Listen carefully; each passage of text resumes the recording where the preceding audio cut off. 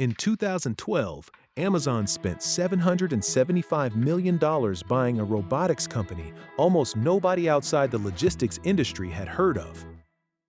The company was called Kiva Systems. It made warehouse robots, small orange machines that slid silently beneath shelves, lifted entire inventory racks off the floor, and moved products across warehouses without human direction. At the time, the acquisition barely registered outside the business press. Amazon was still widely perceived as an online retailer. Kiva looked like a niche logistics startup. The deal seemed technical, interesting, forgettable. It was one of the most important acquisitions in modern economic history because Amazon was not buying robots. Amazon was buying a future in which retail itself would no longer need as many humans to function. And over the next decade, that future arrived faster than almost anyone expected.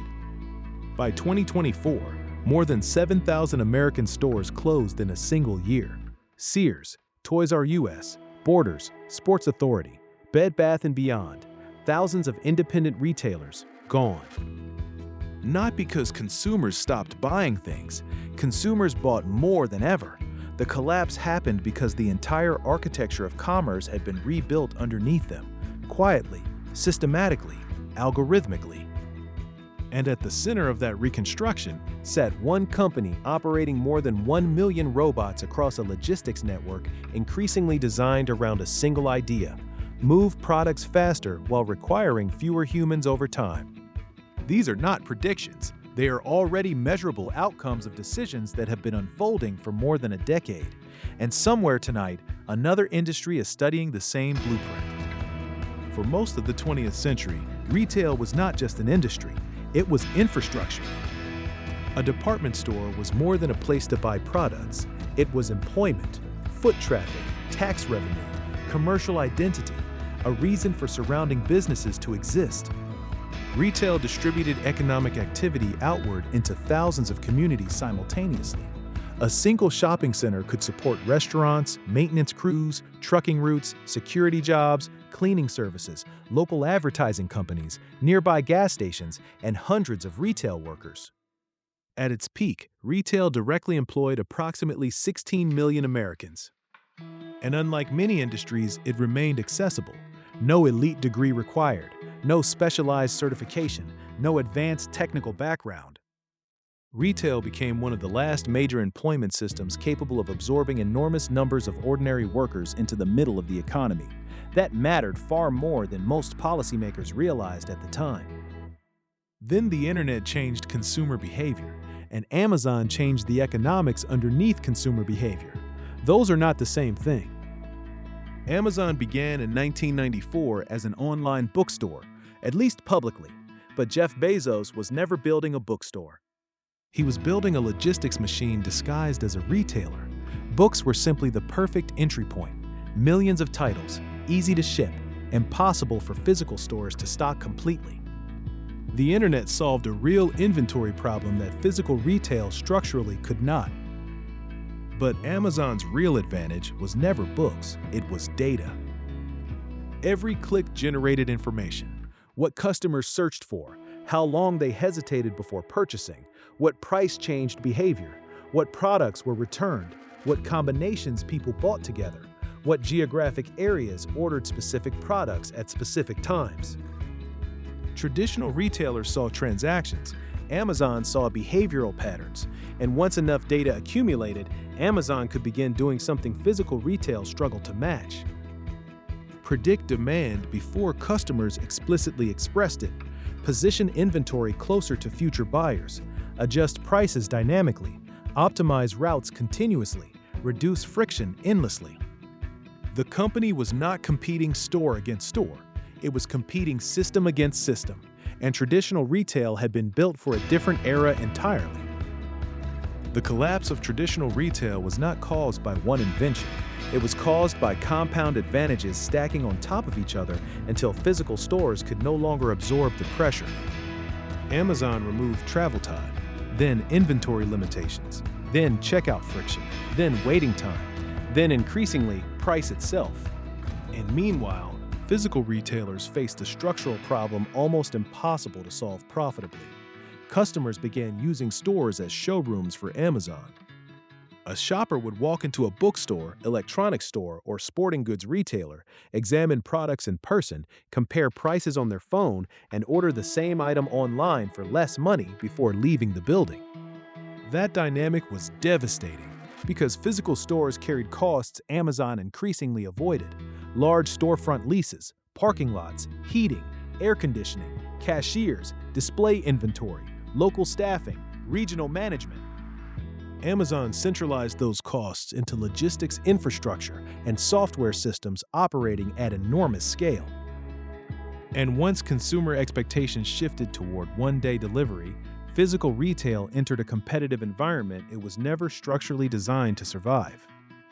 Then, Amazon accelerated the process further. When Amazon acquired Kiva Systems in 2012, it operated roughly 1,000 warehouse robots.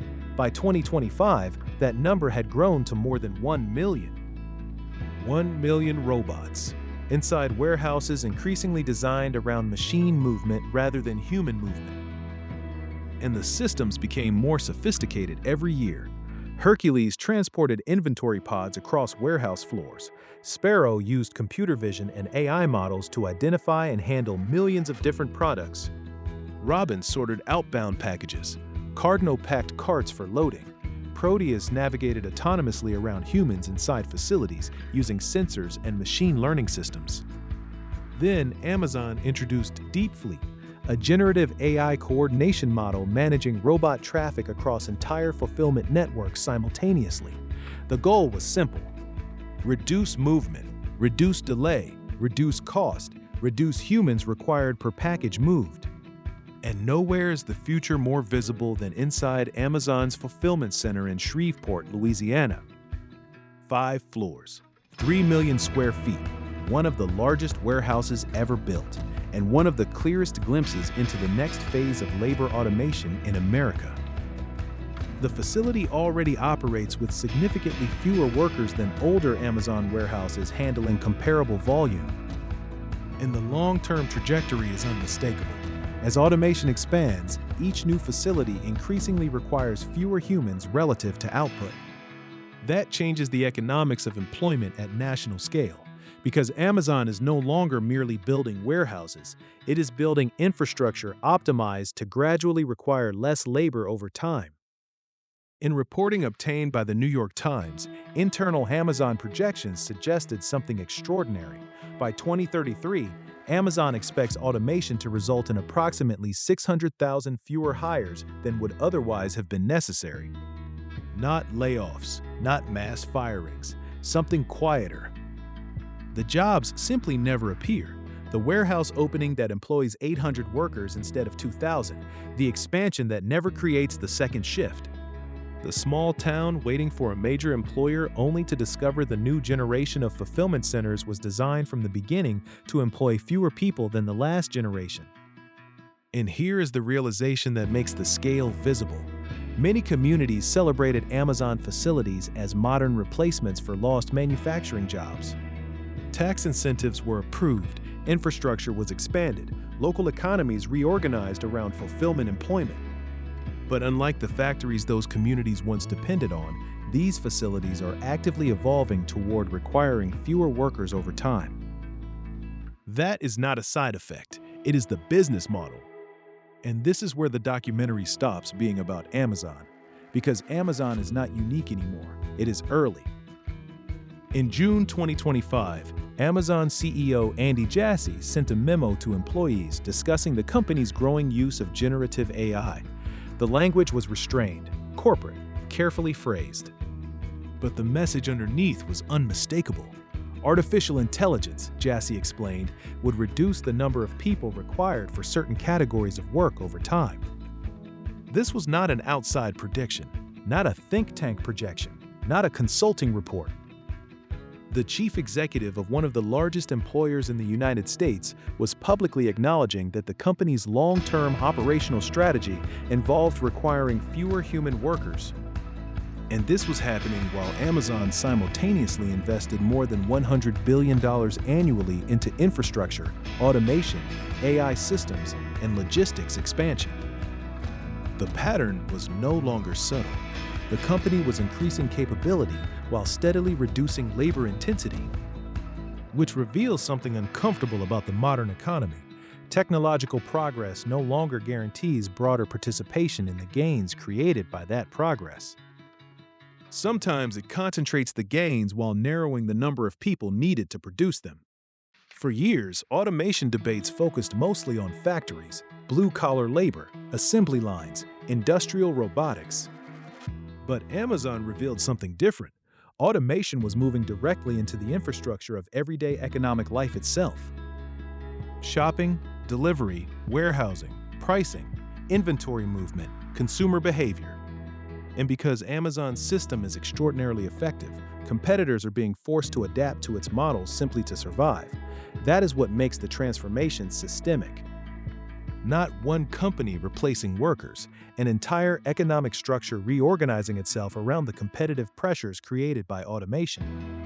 Meanwhile, the communities absorbing the transition often experience it slowly enough that the full scale remains difficult to see clearly.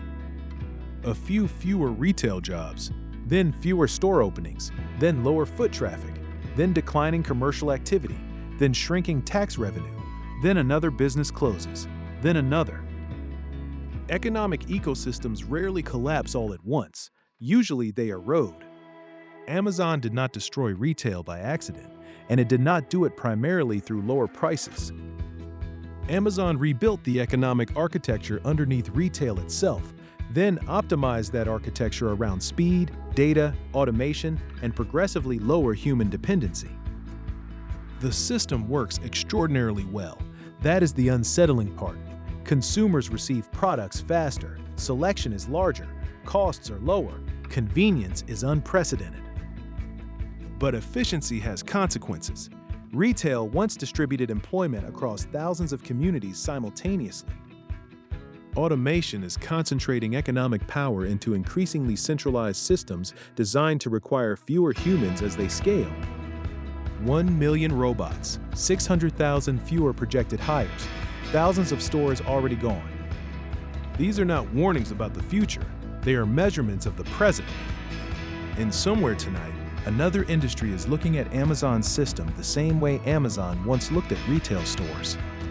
Not as institutions, not as communities, not as employers, as friction. Next on Disruption Files, the legal industry, how artificial intelligence is doing in minutes what lawyers charge thousands of hours to produce, and the partners who still have not told their clients.